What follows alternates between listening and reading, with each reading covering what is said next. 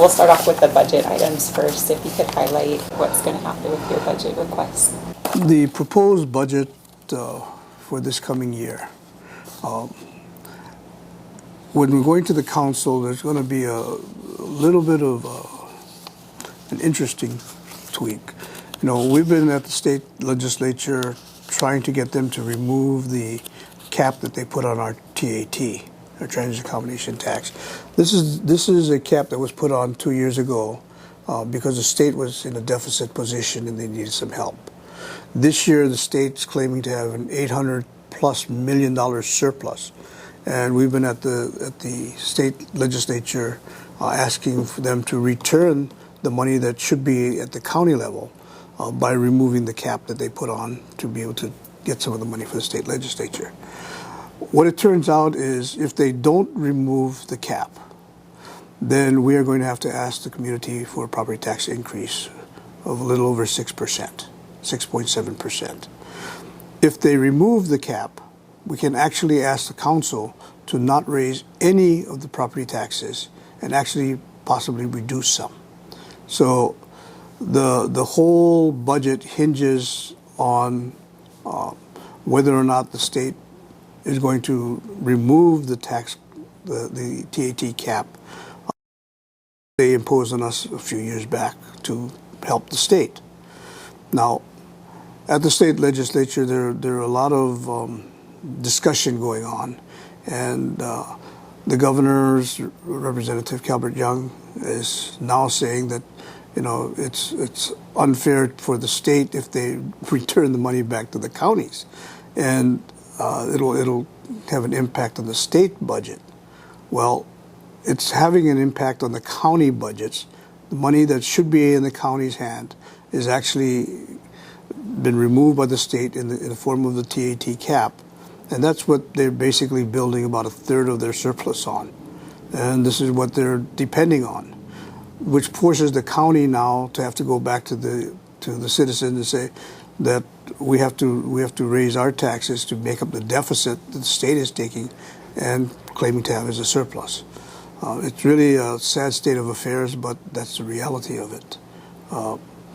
We are having a huge discussion, and at the same time, we don't want to raise taxes.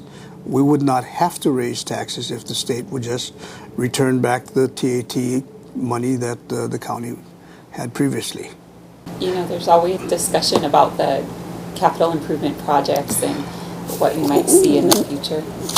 Our administration has worked very, very hard to try and do what the community has asked us to do or asked government to do for forever. And that is to try and do some really common sense approach to making sure that the basic needs of the community are being met, the basic infrastructure needs. You know, we started with the emergency services. We upgraded the police, fire, ocean safety officers, and we were able to get them in better situations so they have the emergency equipment that they need. So we have fire trucks now, and new fire trucks. We have communication systems so they can all talk together. This administration, we pushed very hard to work with. First, we started with the roads. We actually did an analysis of how many highways we have, and we are currently trying to repair roads to catch up from a 50+ year maintenance schedule, get it down to 20 to 25. A water department, we're trying to catch up with deficits that have been around for generations, where we've had water shortages, and we're currently fixing the Waikomoi flume. We're looking for doing exploratory wells for more water. We're trying to develop more water source, and we're trying to fix the infrastructure. Our parks, we have about 180 acres of active playing fields. It's obviously very, very deficit.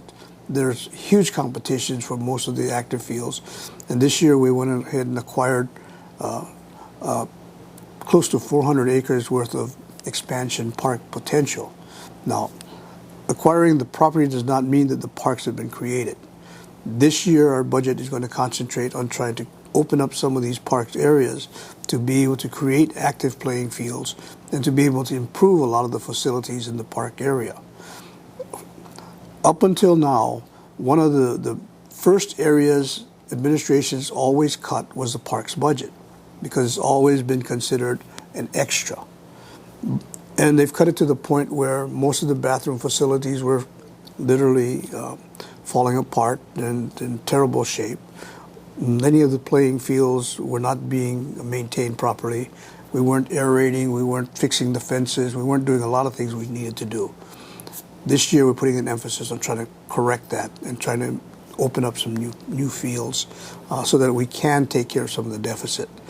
If we don't do that, then we're going to have a harder and harder time trying to be able to keep our youth in active sports, which keeps them out of trouble. And everybody knows, and we've been talking about this for generations, if you can keep our youth active in organized activities, then it's one way to keep them out of gangs and out of trouble. So we want to be able to try and do that, and this year we're going to put the emphasis in that area. So we're going to be increasing the parks budget. Now, the reason I'm going through this whole dialogue, and I know it seems like, you're going to be asking why, is I want everybody to understand that these are ongoing projects. We didn't 1 year say, okay, we're going to fix roads, and only 1 year we're going to fix roads. We're not saying we're going to take the water department and only 1 year we're going to fix the water department. These are ongoing projects. We've started the work on them, but we have to continue to fund them at a higher level than we were previously in order for us to be able to make the improvements. And it'll take a long time to complete out all of the improvements that are necessary, but we're working in that direction. So we ask you to please be patient, bear with us. We are going to continue with parks this year, and there's a whole list of capital improvement projects that will take us literally hours to go over if we go through. This book contains many of the projects that we're working on, so we'd have to go through page by page. And if we were to look at this, you'd be able to see all of the different things that we're working on. But it's a lot of material, and we're working on a lot of different projects. So I don't want to bore everybody by going through and saying, okay, Parks and Recreation, this is one of the fields, one of the projects we're working on. What is this? I can't read upside down. This is a project to improve the walkway for the American Disabilities Act, putting wheelchair accessible and handicap ramp. Here's another project. I turned the page. Here's another project that we're working on, South Maui Community Park. We're trying to work in South Maui to improve this area. Literally hundreds and hundreds of different projects that the county is working on. So when we're looking at the proposed budget, there's not one, not two books that we have. This is the county budget, and it's a over $600 million budget. The actual proposed budget is going to be total $687.4 million, of which county funds are $622.6 million.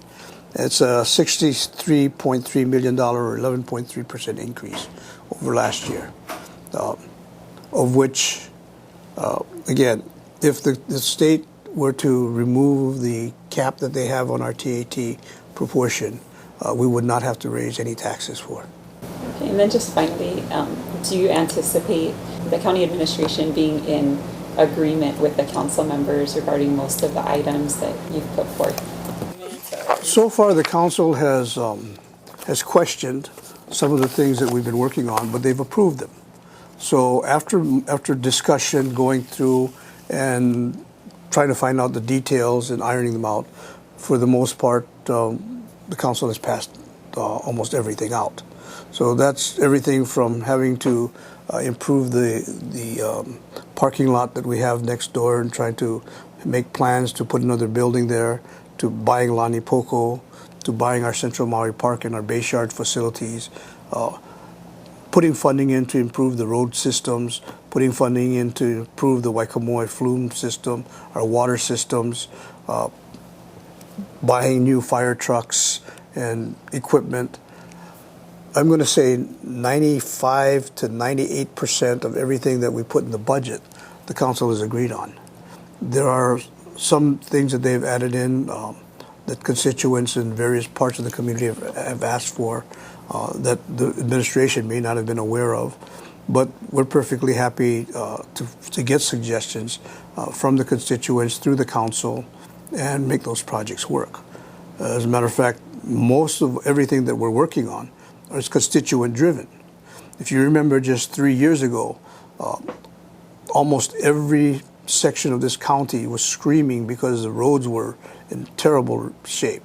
And people were complaining about potholes in almost every road system we had. Today, we're driving on a lot of nicer roads. People were screaming about all of the different water deficiencies that we had in all the different areas. Today, we're on our way to be able to develop the water sources and stabilize our water source.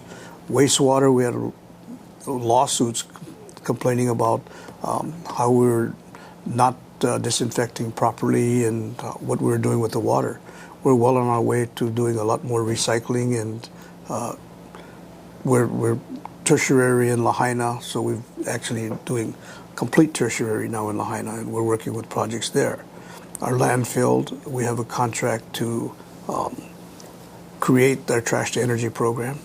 Everything has gone through the council, and we have had agreement with the council and approval for virtually everything that we're working on, with very, very few exceptions. And most of the challenges have been what the timing is going to be on doing the projects rather than whether the projects are worthy or not. So we know that prioritization is important, and the timing for those prioritizations we may not be able to quite agree on, but a lot of that has to do with the way permitting is staged and how the funding comes through from the federal and the state level to be able to allow us to complete out the funding process. So they're not so much disagreements as trying to be able to understand what the process takes.